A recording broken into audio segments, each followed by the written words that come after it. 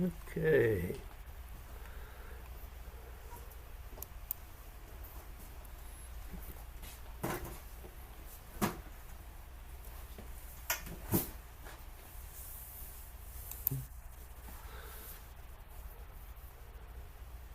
So interesting that you mentioned rounding the corners, because this is a really good uh, place to work on that, as well as the form. Um, and particularly the way we're doing this at the moment, it becomes much more of a challenge because you're while you are not doing that pulsing movement here, the twisting and bending and stretching is still occurring. It's extremely subtle, but it is there. So there is a continual rounding of the movement. And the place where I'm seeing for both of you a real places to think about are the transitions. Because as you complete this, it's not just down, it's not just drop to the next one. Um, this one is the only one where the transition is twisting the thumb in as you go down to kun. So I don't know whether you, apparently I haven't pointed this out, but I do a little circle up and then out. So getting that roundness and keeping it going. And at this point, I'm assuming that you're not just turning with your muscles anymore. Ideally, you are really beginning to twist with the fascia, and the muscles are obviously involved. But trying to really make sure that each one of these transitions has a rounding in it, so that you don't just go from here to here, but you really find, how do I get that to round all the way through? So that was a, David, could you do that transition again from Chen to Kun, from where? so I can see the upward roundness from Oh, heaven to earth? yep. So it goes up, comes in, and then out. All right, that helped. Yeah, that was good from that viewpoint. Yeah. So each one has its has its challenge to Right.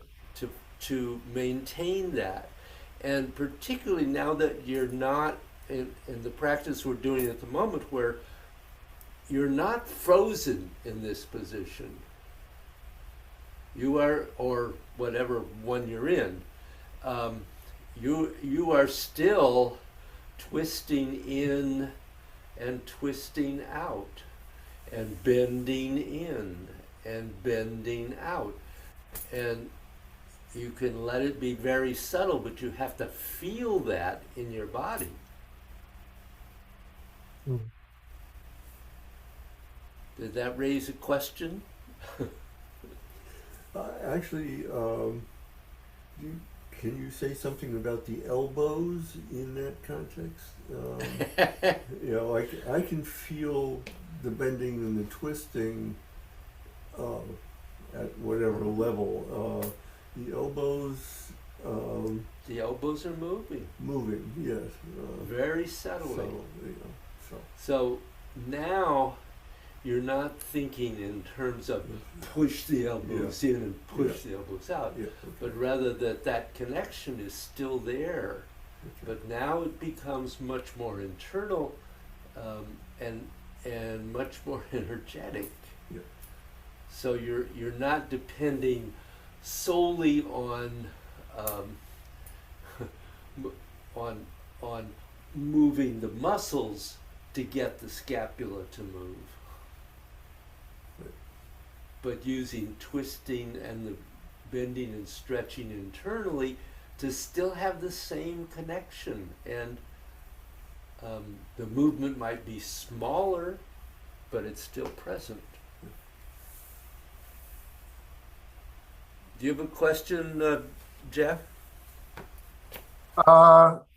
No, not really. But I am, when we do that, I am trying, I'm allowing myself movement still as you're talking about, and I'm trying to connect the scapula all the way through the fingertips and try and feel that. Mm-hmm. I'm not just doing it part by part. I'm just trying to get the whole thing in there. So I'm finding on some of the postures I have more physical movement than others, but that's what I've been trying to do through the Uh-huh. whole flow. Yeah. The other thing, and it particularly also because it is a question for you, um, Yeah. is the breath. Because one of the things that at least I was aware of when I was beginning to work on all of this, that often as I started into a transition, I paused the breath. Mm. So it's very easy. You're doing whatever movement you're doing, and you go through those whatever number of breaths you're doing, and the breath continues. It doesn't pause. It doesn't stop. So that's something to watch for. I don't. That may not be an issue, but I throw it out because there was a time when I became aware that I had a tendency to do that. I, I, my practice is that the breath in the transition has to be longer. It doesn't have to be, but it can be. Okay, to accommodate the transition itself. Yeah. So what I would say is actually, ideally, the breaths during the movement are just as long as the one in the transition. Yeah. But So but maybe I should slow down the movement. yeah, Uh, yeah. yeah.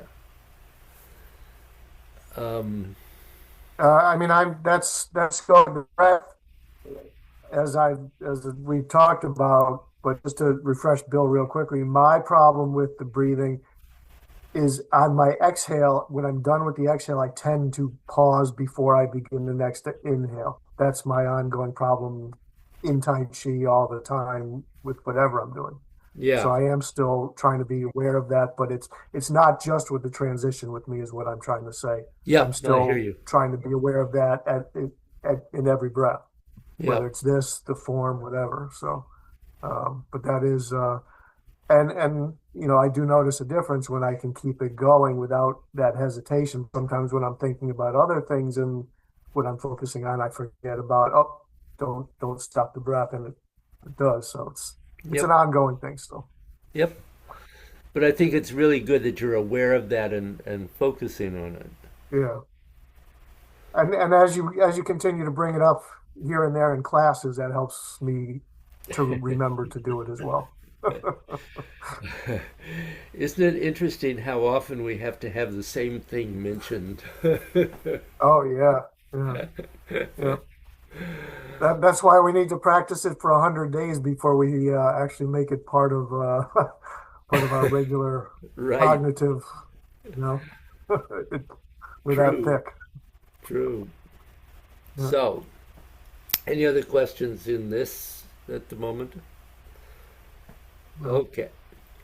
So, Did you play this week at all with doing the form without the arms? I did a couple of times, yeah. I forgot to do that. Honestly, I forgot. Okay. What did you discover in doing that? Um, it was helpful for the most part. There are certain uh, postures where the arms are more involved. That I didn't know what to do with myself Uh-huh. because I wanted to, either Uh-huh. or do that, so I did, I didn't do it enough to have a basis for evaluating whether it helped something. I was aware while I was doing it. I'm not sure whether I fell back into bad habits as soon as I, got the arms involved again. So it's difficult, as you discovered, and it is much more so in the Wu style than it is in the Yang, because of the subtlety of so much of what's going on,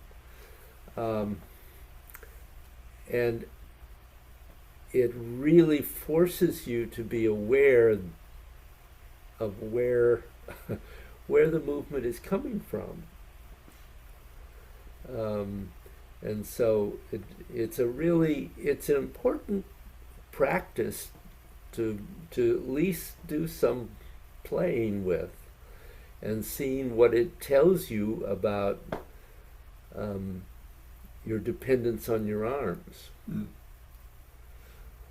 Because if your arms are leading, that's wrong. That isn't what we want to happen. So what you do with the legs and the body is much more important energetically than what you do with the arms. And so it can be difficult because all of a sudden you discover, at least I discovered when I was doing this, how much I was depending on the arms, and how much how I wasn't. I may have been doing it all together, but I wasn't really letting it originate from the body. So it's an important thing to try. Yeah, I noticed it right away, just grasping Mm-hmm. sparrow's tail. I get to Pung and What do you do? What is my body? Through the next 3 or 4 postures, which come quickly to on. Yeah.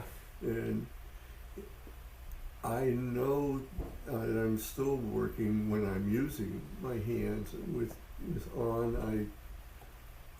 I want to reach that. a little bit for even an inch or two, and it's hard for me to understand how what looks like reaching, when I'm watching, let's say you, demonstrate. It seems, Don't lift them though. Don't lift your shoulders. So you're right. It's hard. How do you get that to come from the back, from the spine, without it leading from here? Yeah. And it's something you just have to feel. It's not, and so it's, if you can. So, talking about that particular issue, if if when you go from it doesn't matter which one we're doing. You go from Pung to G, and then you have Lu, and then you have On, and it's very subtle. It's not, it's not a huge movement, but it needs to be originating in here and not out here. And it's so much easier when you mentioned Pung and G.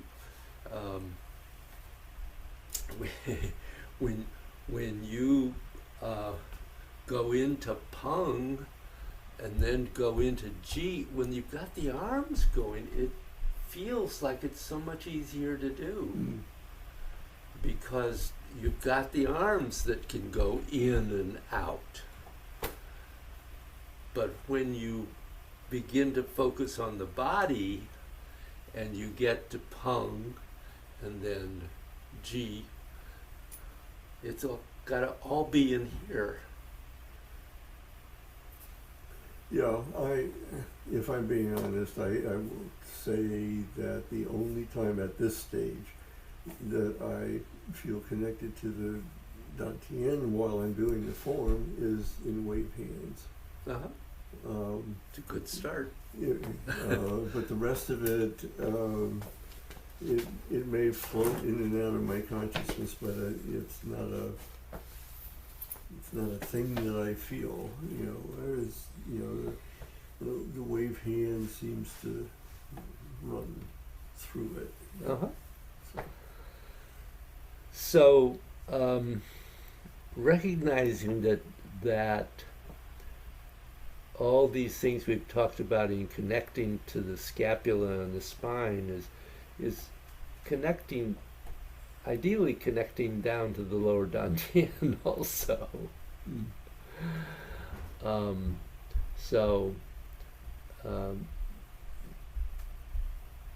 We sometimes get focused, we've got that connection to the to the scapula, that's all we need to worry about. Well, it's not.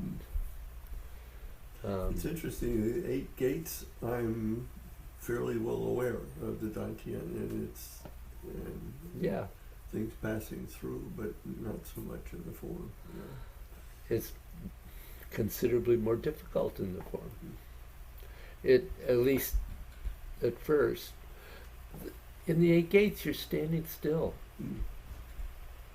You're not jumping around. And it's a repetitive. And it's repetitive.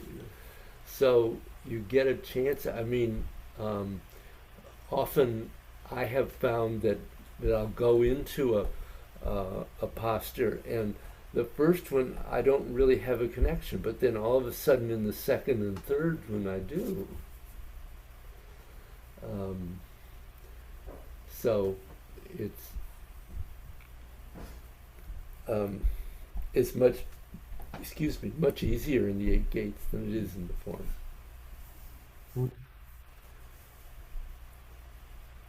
So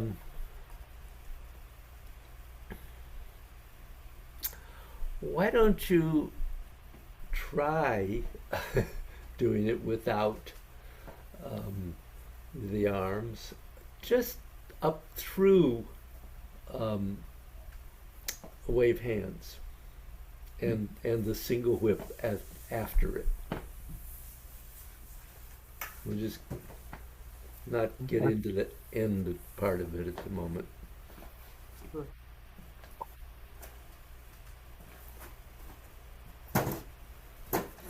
And one thing I might say too is remember that what you want to have happen with the arms is that they are relaxed, not that they are rigidly held,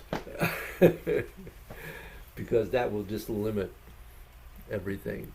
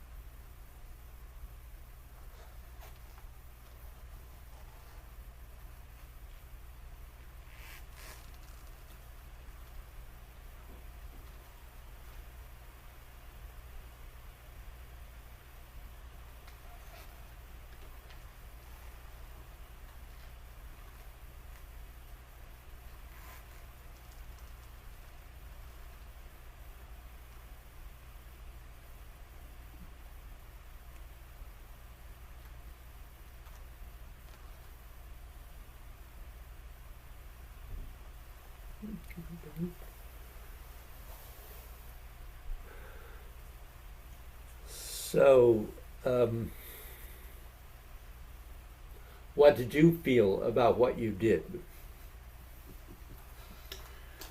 Um,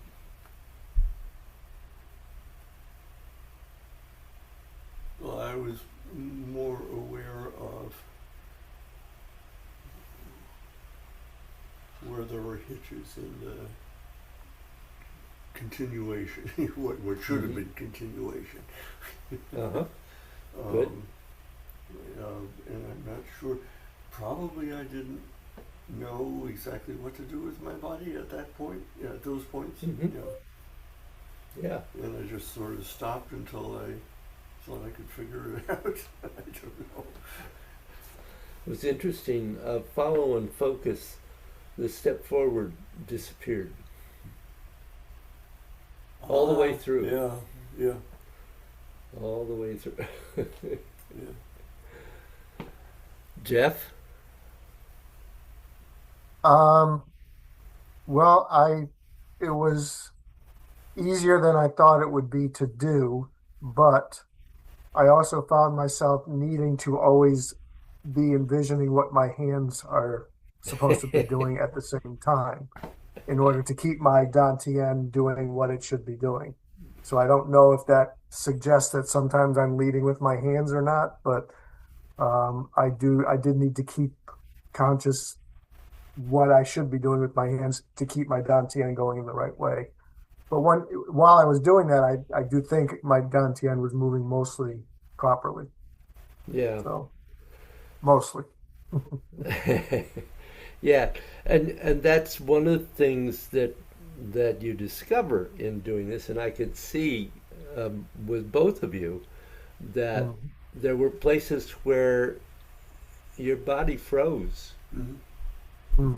Um, it just wasn't moving, or it wasn't the whole or part of the movement was there, but not the whole movement. Mm. So Yeah. uh, this is a really good practice because it helps you let go of the arms eventually. Right. And then when you go back to them, to let the arms grow out of the body instead of lead the body. So I encourage you to play with this. It did, David, it did also, given what else we're talking about today with rounding, it did actually thinking about the movements of the Dantian itself in more of a rounding fashion also instead of back. And Yeah, so I started thinking, should my Dantian be doing a little bit of a roundness here or a little bit of roundness there, where before I might have just, in wave or single whip, I might have just gone back and forth. I tried to put it into the Dantian when yep, I did it. So, yeah. That's a good place to be aware of it. You're absolutely right. And also in wave hands, not letting yourself get stuck anywhere along the way. That mm, it's constantly rotating and shifting. mm, And so everything is, it isn't the same all the way through. It is constantly subtly adjusting, um, so that you can keep that um, roundness um, all all right. all the time. Um,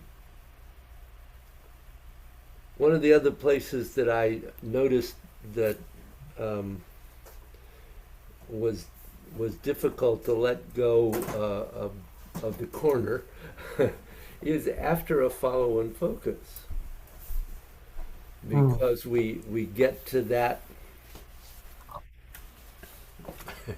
we we get to that point, and what are we going to do?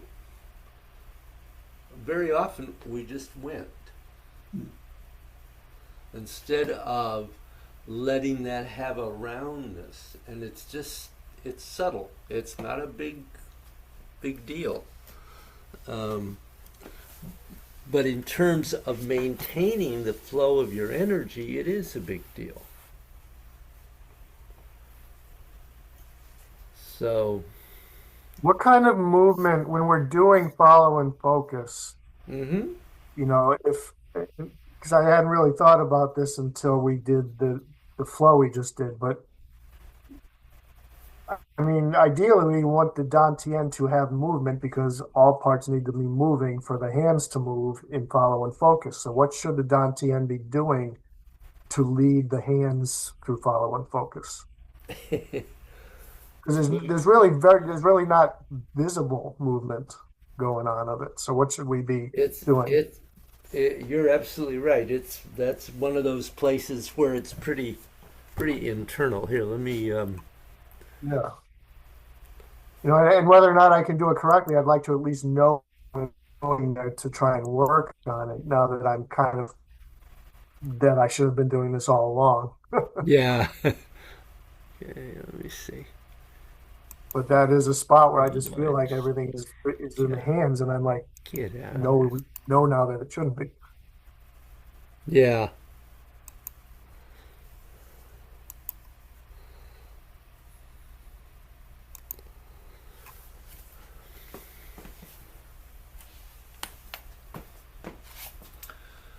So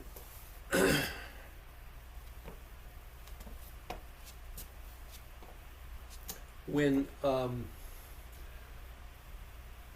one of the things is when you begin um, and you're going into that step that you're spiraling down and sinking into that right leg so that you free up the left so that as you go down and in then you curve back to make the step and then you keep rotating to here and then in G you're going still forward but this is now you're everything is coming in and then out and then the really the I agree with you the difficult part here is as you go into Lu so you're going you've done G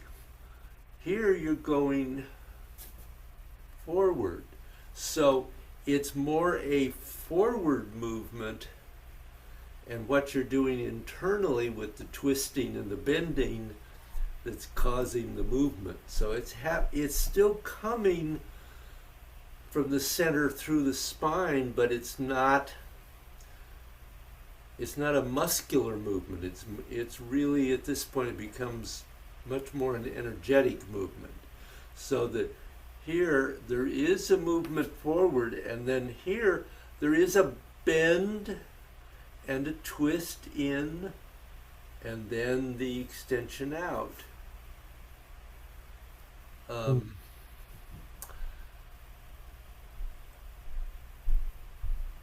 So one of the things I guess I would say is that I don't I don't know specifically, particularly for you, Jeff, because you're on Zoom, um, Right. to what extent you're really doing the twisting, because the twisting is happening throughout the entire body. It's not just the arms twisting. The legs are twisting, and actually the entire torso is twisting. So when you go into Lu, there are things happening throughout the entire body. And then, but it's all very subtle. It's not, it's not, it's not like Peng. I mean, like Yang, where you can see Right. what's happening. Mm. Um, you're now beginning to really try to have it coming from the inside and not from the outside. Yep. Speaks to our lesson tomorrow. Uh, um, did that help, Jeff? Yeah, especially watching you do it and seeing that I don't know if you were moving more than you normally would through that, but seeing that there is some movement of the Dantian, and I could see almost the energy I would envision it doing Dantian, whereas Uh-huh. it's basically yours didn't move a little up and out. Um, you know, at least energetically, I could kind of see it doing that to promote the arms and the hands and the finger movement. Good. Good. Question for you? Not a question exactly, but the fact that I was not moving my feet, was not taking that step,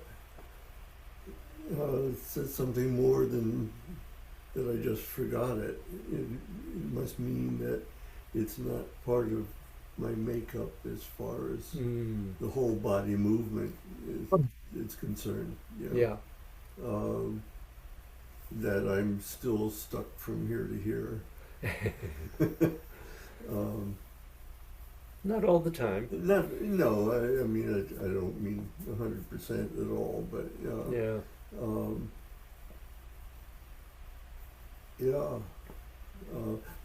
I was just reviewing it, in my memory, and I could feel myself going forward, and then I realized, no, I didn't move my foot, Yeah. which is supposed to drive.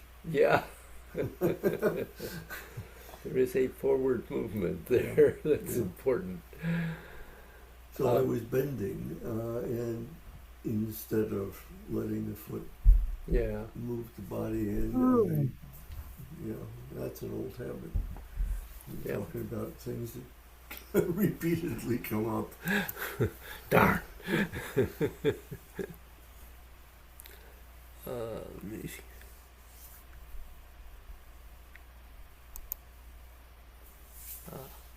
Get Jeff back in the picture here. So,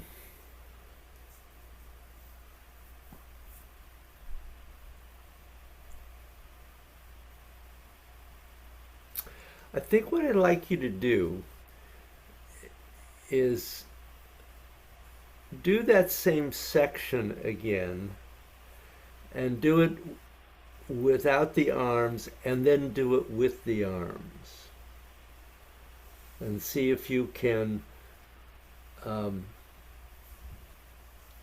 feel a difference. See if that opens some awareness. Right.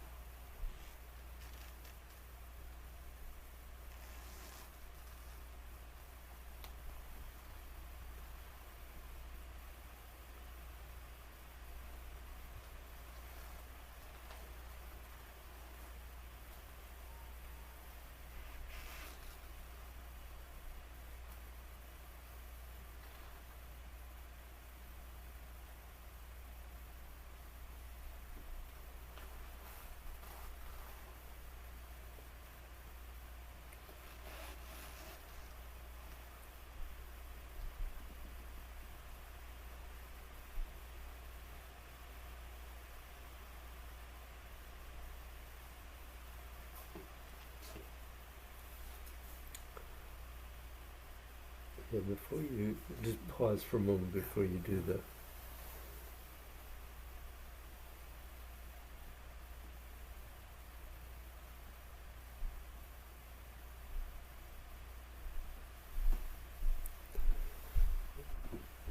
So, And just go straight into the next one. well, and let's hold on a moment. Okay. So, as you work on this, it you really have to feel what your body is doing, because I'm seeing your body get stuck every once in a while, not all the time. Mhm. And it's much easier for me to see what Bill's doing than you, Jeff. I'm sorry to say, Right, um, right. but I could see some of the same things tending to happen. Um, and I was just going to mention wave hands because that's one that I think both of you felt like you were doing pretty well with, which you were. But But for instance, what I was seeing was that you get into this step and there was a tendency just to shift and then to rotate, or to rotate a little and then shift. It wasn't a continuous movement. And Mm. when you went to the right, a tendency to over rotate the shoulders so that you broke the Mm. 4 points. Wow. So the one of the advantages of taking the arms away is that it makes you really be aware of what your body's doing, um, and being aware that back to um, the statement from the Wu Yu Xiang classic: if any part pauses, all parts pause. And Mm. as long as every part moves, then all parts can move. But if you get stuck anywhere, then there's a blockage. Yeah. Duh. Yeah. Easy. That's easy to say. Yeah. Easy for me to tell you that. Um, it, it it comes back as always to practice, because it's Mm. through practice that you develop the feeling, the awareness. Yeah, Um, doing it that way, David, just what you were saying,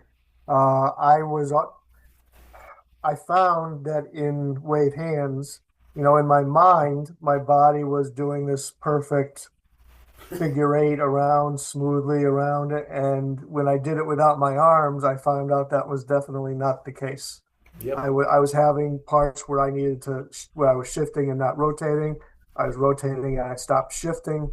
And it Yep. was, a lot of stuttering. It was stuttering. Yep. Not throughout. Parts of it were nice and smooth, but parts of it were definitely stuttering. So that was a good awareness. Yep.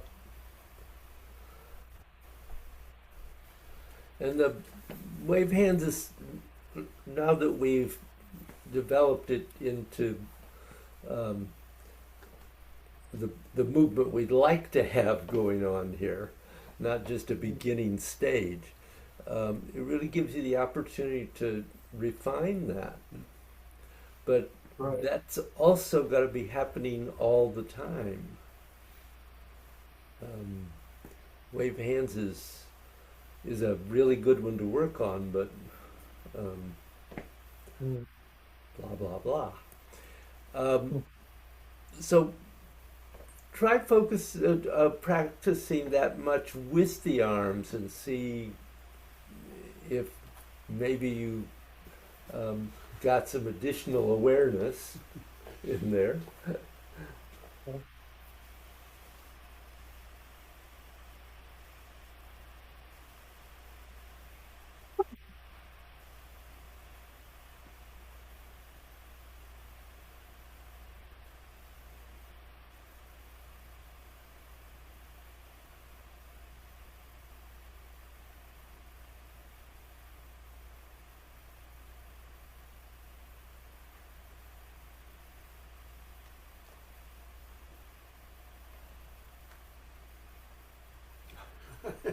Forgot about my arms.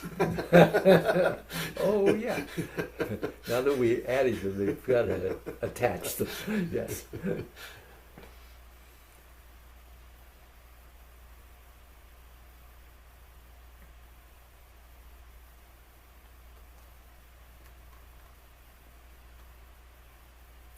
So I'm going to stop you.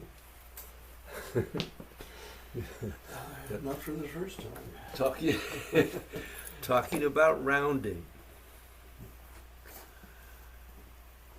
You're going around here, and it's this turn that sets the foot. You get this here, but then you put your leg up. Use your body. Use your leg. You were moving your leg without moving your body. So, Yeah. And that's a better way of putting it than I was trying to come up with before. They said I'm concerned about, the legs and feet being separated. Mhm.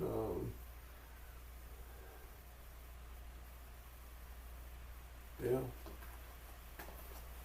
They're, yeah. I can recognize that even the little steps are sort of, they're lacking intention. yeah. Um, so that has to be a focus.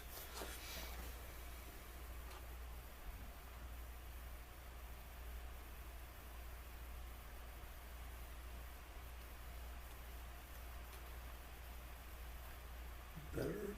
Better. Not quite all there, but almost. What was, what do I need to do more of or less of?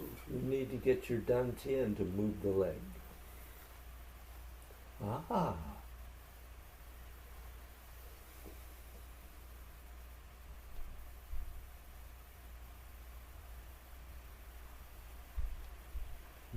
That is different. Yeah. I should do that about 50 times. Yeah. 10 will do for a start.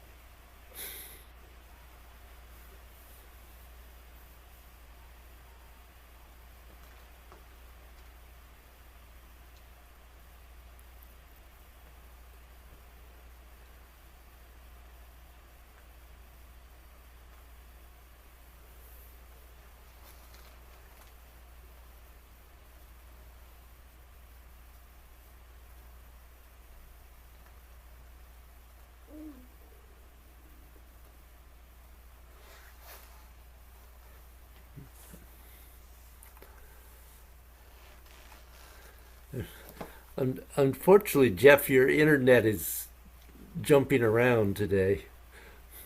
Yeah, it's been very touchy on my end too, and I don't know why because the weather's pretty good. On wave hands, I slowed it down and I felt like I did it better that time. Um, just Um, awareness. One of the things that I You would know, watch out for there as I watched you doing wave hands yeah, um, was that you have a tendency to lunge into the step, and mm, it okay, needs to be an empty step. So okay, it's step and it's still empty. right, It's ready to kick. okay, And then at that point, you have some right, place to go to. If you've right, gotten to here, then you can try to get the rotation, but it's not as easy. right. So making sure that, remember we were talking about empty steps last week. Um, Yes. Making sure that your steps are really empty. Mm, You can okay, do a practice where after you do a step, see if you can just take an instant's pause and lift the foot. Is it empty or not? Do you have to shift in right, order to lift it? yeah, Um, okay, so that can be another piece of it. Yeah, you had mentioned last week about rocking onto it also. I was trying to be aware of not doing that as well. Yeah, yeah. Master Joe was pretty emphatic about that, um, Right. and I found that really seems to me to be preferable. There are many teachers who teach rocking onto it.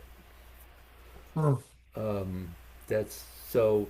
That is another way. Could be. It just doesn't happen to be ours. Right. And there Right. is there is um, at least I feel a difference in terms of root when I go heel toe than when I go heel rock to toe, Right. because you So have why would other teachers teach it the other way then? What would be a possible benefit of doing it the other way, the I rocking do way? I have never talked to another teacher about that, and I really don't. I don't know that I have an answer to that. Um, it I suppose one thing might be that if you have to put down an empty heel and then rock onto it, it forces you to make sure that that first part of your step is empty. It's a little more difficult to Hmm. make sure that you get to heel toe down and still empty. Right. Um, Okay. I I can't. Um, I've never worked with a teacher who taught rocking onto the foot and talked about why. So it's the I've never explored that. I don't think I can answer that Okay. Right. um, beyond that. So Okay. did that raise any other questions for either of you, or comments, or thoughts, or? Well, I No. tried to maintain focus on my dantian Uh huh. and what it was doing all the time. Hmm. So And I'm not sure what my hands and feet were doing, but I feel like probably my feet were more connected because of that. ah, that's good.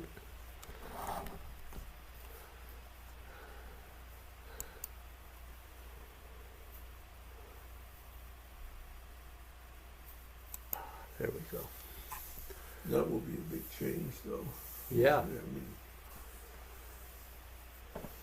Well, that's a really good thing to be connected to. well, yes, it's just that I haven't been doing it.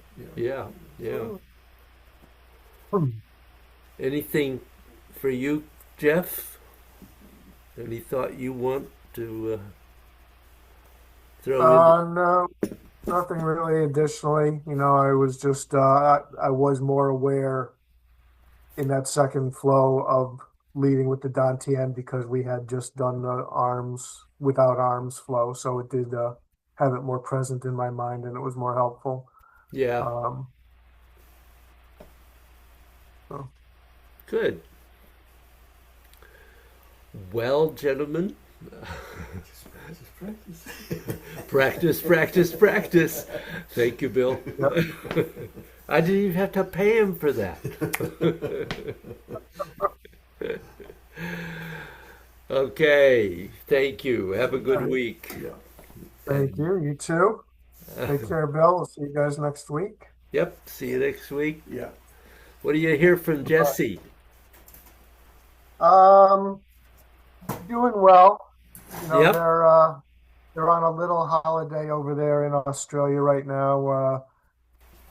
I for they're staying in the very southeastern most point of Australia. That's where her parents live, so that's where they're staying.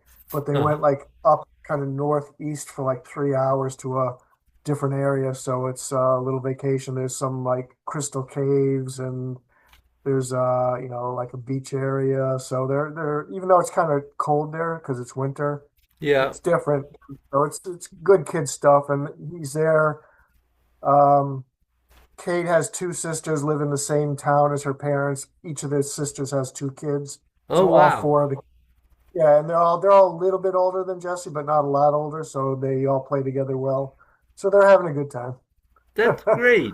That's great. Yeah, that's a good vacation for them, and Kate gets to connect with her family for an extended period, and they'll be back on August 1st or second, and then it'll be back. He's back to school 10 days after that. I'm gonna try and squeeze in a real quick Connecticut trip for 3 or 4 days between, basically that first end of that first week of August. I haven't planned it yet, so I don't know if I'm doing it, but if I do, I will try and include a Tuesday in it so I can see you and have a class. Oh, great. But we'll see what happens there. Okay, good. Good. Okay. Well, have a All good right. week. Yeah, you too. Take care, guys. Yep. See you next week. Bye bye. I will see you tomorrow morning. Good.